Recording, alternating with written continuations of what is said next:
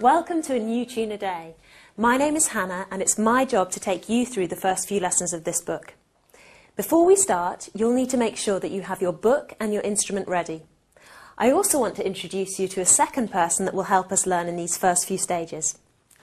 Hi, I'm Claire. I play the flute and have been playing since I was 11 years old. I'm a freelance flute player, so I play with lots of different orchestras. So, I wonder how much you already know about the flute. Claire, what can you tell us about the flute? Well, the very first one that was ever discovered was found on an archaeological dig in Egypt. And this particular flute was made of bronze and apparently dated back 200 years before Christ. Right, so the flutes today, we don't play on bronze flutes today, do we? No. Well, first of all, I think there were believed to be flutes before this bronze one that had been found. And it was pretty much more like a pipe. And used by, Neolithical man. And these were made out of bone, and from that they developed ivory pipes and then into the metals and woods. And what we play on today is made of silver or silver plate. Okay. And the keywork, can you tell us about the keywork, how that's sort of developed as well over the period of time? Yes, well originally there was nothing on the flute at all. It was just, as I said, just the holes drilled into a tube.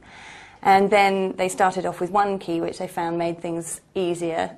Notes could be played more quickly. And gradually we've ended up with what we have today, a key over every hole. Okay, great, thank you. It's very important that you handle the instrument in the correct way from the first time that you pick it up out of the case. If you handle it in the wrong way, you may damage the instrument, and it's best to get into the correct habits right from the very start. Claire, can we have a look at your flute then? Sure. If you could just hold the case for me, then I can put it together for you. So hold on, how do I know that I've got the case the right way up? Because I've known that sometimes people open their flute and it's completely the wrong way up and the flute falls out. Yeah, exactly. You have to be quite careful. Generally the clasps are on the lower side of the case. Okay. Okay, so then you open it up. And if we take this part of the flute first, which is called the head joint. Right. And this is the part you blow into. Okay. Okay. If you take that with your left hand, and then we can put it together like that. You take this part, the main body of the flute, with your right hand. Right. And being careful to hold it round this part, the neck. Right. Because if you hold the key work, when you're trying to put it together, which is what quite a lot of people tend to do, key work gets bent very easily. Right, okay. So never, ever, ever clasping it around the keys. Okay. Okay, and then you can take this part with your left hand. Yeah. And So this, again, what's this called here? Foot joint. Right. Okay, and then you, again, hold it not with the keys, and you can screw that in quite easily, like that. All right, then. And when you've put the flute together, how do you know that it's aligned properly? How do you know that the foot joint is the right way round and that the mouthpiece is facing the right way? Right. Well, starting with the head joint and the main body, if you have a good look down your flute, this way, you can see that the hole in the lip plate lines up nicely with these keys here. Right, okay. Okay, and on some flutes you'll find that you have a little marker between here and here, just to give you a good idea as well. Okay. Okay, and then with the foot joint, you look at the rod. Right, so this rod that holds the keys. Silver strip here holding the keys all in. Okay.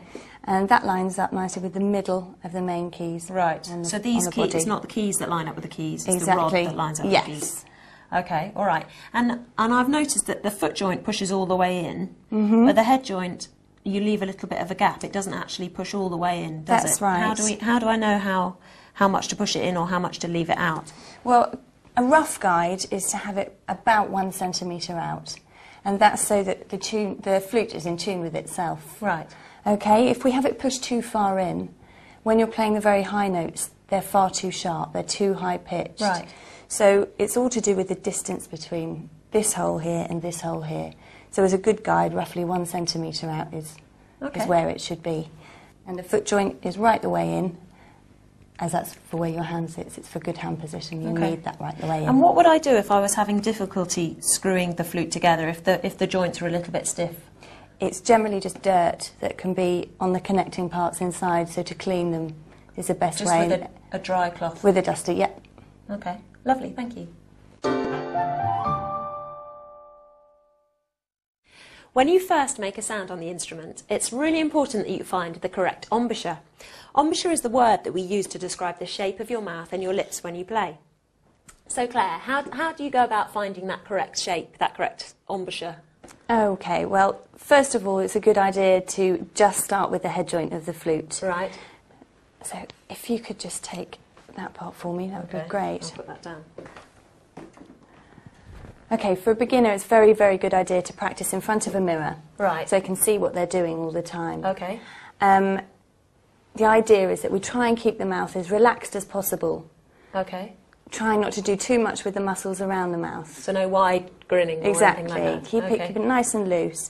And making sure the lip plate is right in the centre of the lips. Right. Okay? So bringing it to the lips like this. Okay. And blowing down this way. Right. Like okay. so. So you're making it look very easy. I imagine that a beginner might make a few mistakes as they go. They might blow the air too high. Yeah. So it can be frustrating for a beginner because it's a lot of experimenting is involved just to find the right place. And then once it's found, there's no problem. But you want to try and aim, first main point is to get the airstream down this way. So it's being effective in the whole flute. All right. Can you show us a sound that would be wrong, would be if they're aiming the air too high? Okay. I think that's useful to hear. It tends to have that breathy quality to it because we're losing too much air. So keeping the airstream down is a really good point and making sure it's central to the lip plate. Okay. And I noticed as well when you started that note, when you're playing the note, there's a more focused way we can start the note, isn't it? We can tongue the start of the note. If you start the beginning of the note with a tongued syllable, like do, for example, right, that gives a good clear start to the note. Okay. And how would that sound? Right, and that's not spitting into the flute or anything like that. Exactly. So the reason we use a syllable do is because that's quite soft with the tongue. Right. If we use something like a T, it tends to cause too much disruption to the airflow.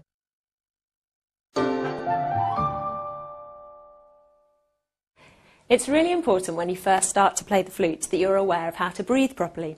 Otherwise, you might find yourself feeling rather dizzy very quickly. You must breathe from your diaphragm, which is a muscle at the bottom of your rib cage. And we can actually do a series of quick exercises to check that you're breathing in the correct way. So if you put your hands either side of your rib cage, you keep your shoulders down whilst you're doing that. And what you're going to do in a minute with me, I'll explain it first, is you're going to breathe in, and when you breathe in, you're going to feel your rib cage expand, and then you're going to breathe out, but you're going to keep your rib cage at the point where it has expanded to.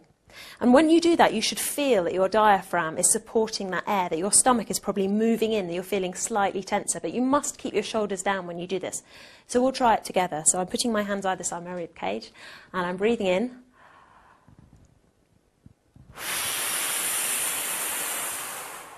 And whilst I'm doing that, I'm feeling my diaphragm support that air. You can also check your diaphragm's working properly by coughing.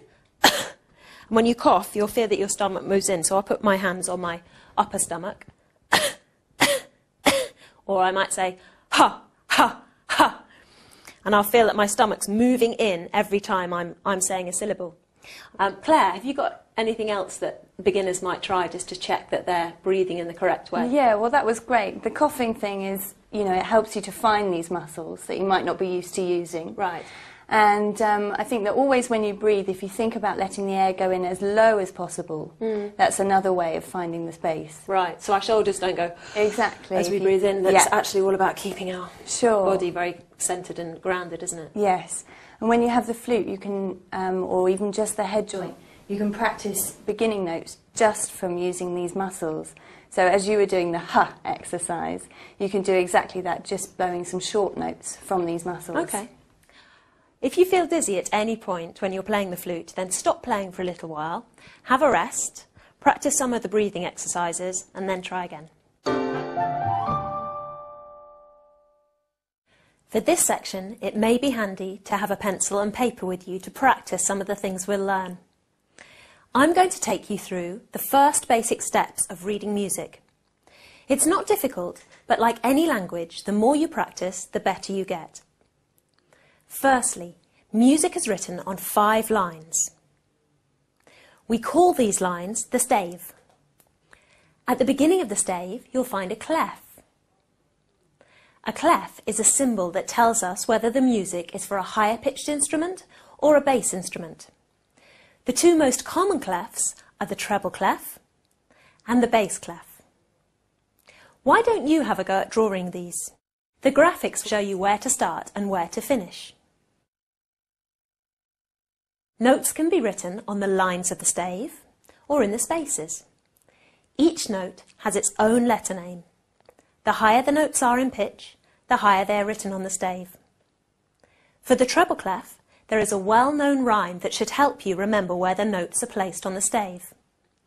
The notes in the spaces read up, like a face, F, A, C, E. The notes on the lines read E, G, B, D, F, or every good boy deserves food. For the bass clef, the spaces from the bottom to the top read A, C, E and G, or all cows eat grass. The notes on the lines read G, B, D, F and A. The pitch of the note is shown by where it is on the stave. The length of a note is shown by what it looks like. Black notes with a tail are called crotchets or quarter notes. Those are worth 1 beat. White notes with the tail are called minims or half notes and are worth 2 beats. White notes with a tail and a dot next to them are called dotted minims or dotted half notes. These are worth 3 beats. The tails go up on the right of the notes and down on the left. White notes with no tail are called semibreves or whole notes and are worth 4 beats. Quavers or eighth notes look a bit like crotchets but are only worth half of a beat. You can spot these as they're usually grouped in pairs with their tails tied together, or if they're standing alone, the tails are drooping downwards.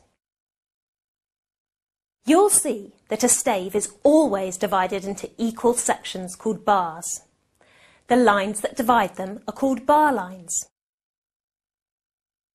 Finally, at the beginning of each piece of music, you'll see what we call a time signature on the stave. This is a set of 2 numbers. The top number tells you how many beats there are in a bar, and the bottom number tells you what kind of beats they are.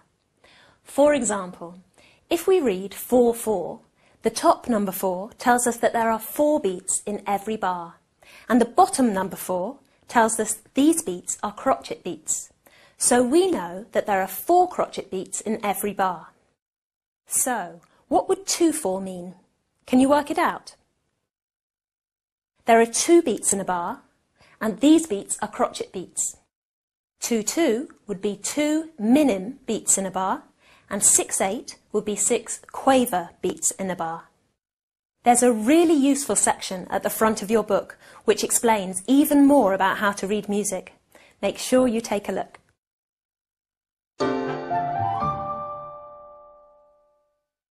We're now going to learn the first 3 notes on the flute with Claire, so make sure that you have your instrument out and that you have the teaching book ready to read from. Turn to page 10. So I'll get the flute out again. Pass it to Claire. Thank you. We need the head joint. Lovely.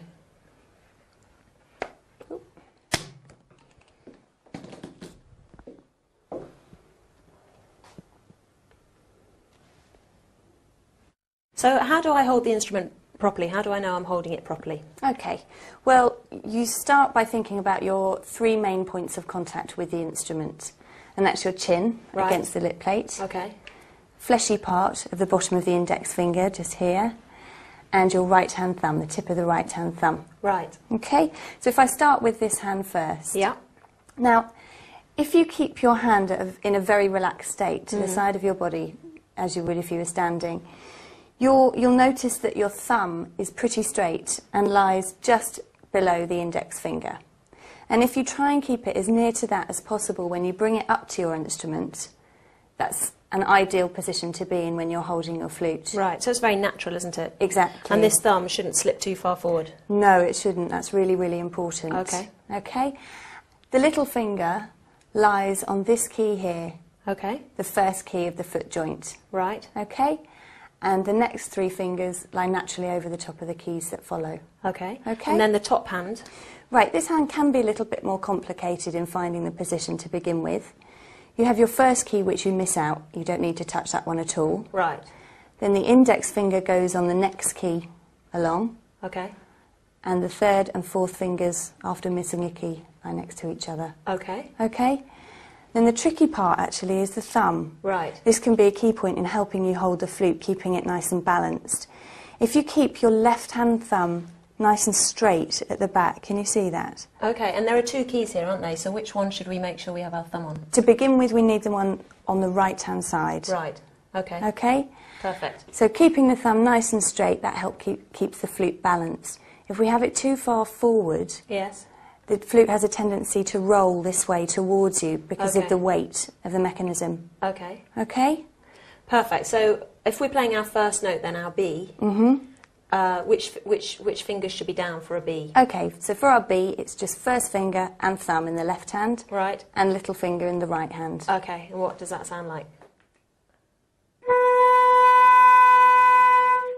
Okay, lovely. And the rest of the fingers, they just stay up and in a relaxed position? Exactly, just covering the Okay. keys, nice All right. and relaxed. So that's the B, and then the A? How do A we follows play on that? quite naturally, it's just the next finger as well as the other 3 you were holding down But we miss a before. note, don't we? That's right, miss a key. Okay.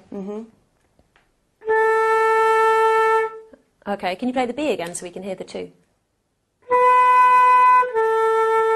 Right, and then the G? Onto G is the 3rd finger down. Okay, lovely. And the little finger, that has to be pressed down the whole time, doesn't That's it? right. Can you play those 3 notes again for us?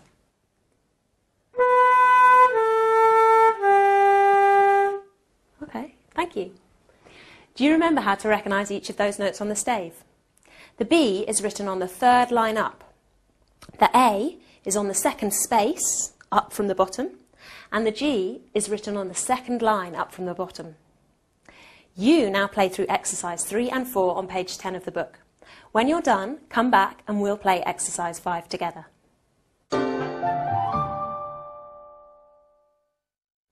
How did you get on? Let's look now at exercise 5. You'll need to turn to page 10 of your teaching book. Do you have it ready? I suggest that we just clap the rhythm first so that we have some idea of how the piece goes. Open your book at page 10 and we'll do it together. I'll count you in. 1, 2, 3, 4. Rest, rest, rest, rest, rest, rest, rest, rest, rest, rest, rest. Now take your flute and play it with Claire. We'll play it a couple of times, slowly first and then slightly faster. Good luck. So I'll count you in then. Okay. First at the slower speed. 1, 2, 3, 4.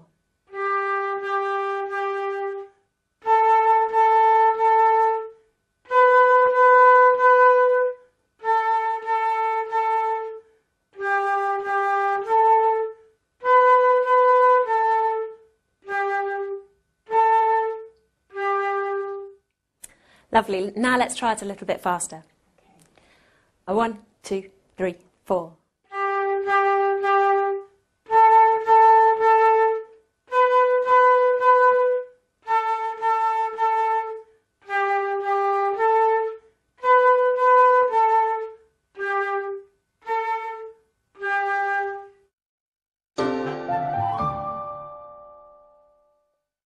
How are you getting on? Have you tried the first couple of pieces for Lesson 1, Valley Song and Going Cuckoo on page 11 of the book? If you've not played these yet, then pause the DVD and try these before we continue any further. Now you're ready to try the last piece in Lesson 1 with Claire. The piece is called Au clair de la lune and is written on page 11 of the teaching book. You'll need to find the correct page and have the book in front of you before we start. Listen to Claire play it first, and then you have a go.